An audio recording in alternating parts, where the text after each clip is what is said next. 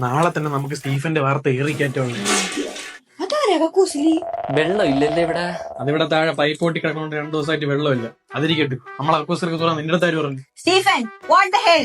ജെല്ലൊന്നും ഇല്ലായിരുന്നു, ഞാൻ ഉള്ള അളവിന് മുണ്ടി തേച്ച്. സത്യം പറഞ്ഞ് ഉപജീവനം നടത്തുന്നവർ കള്ളം പറഞ്ഞ് ഉപജീവനം നടത്തും. ബോബി, യോ ബോബി.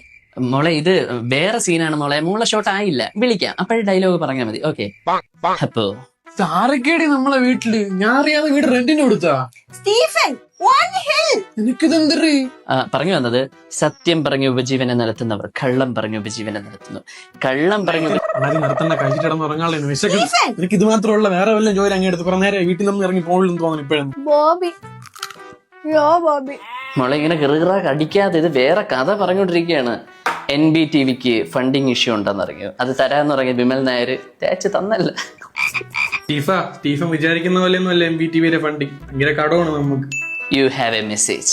അയ്യേ, ഇത് ഞാൻ കണ്ടിട്ടുള്ള സ്റ്റീഫ പച്ച മെത്തിരുന്നത് വേറെ വല്ലോണ്ട് കഴിച്ചാൽ. ടെലഗ്രാമിൽ കയറി നോക്കാതെ ടെക്സ്റ്റ് മെസ്സേജ് നോക്കും മോനെ. അയ്യേ, 150 രൂപ. ഇത് പെട്രോൾ അടിക്കാൻ പോലും എന്താക്കിയില്ല. സ്റ്റീഫൻ, ഷർട്ടിന് ചോര. ചുമ്മാ ആയിരിക്കും, അതും കൂടെ കഴുകിട്ടേ പോവുള്ളൂ. ഇപ്പഴൊന്നും പോവില്ല, പൊട്ടെത്തി. കർഷകനല്ലേ മാഡം ഒന്ന് കള പറിക്കാൻ ഇറങ്ങിയത്. ബോബി, യോ ബോബി. രാജ്മോനെ ഒന്ന് കട്ട് ചെയ്തേ.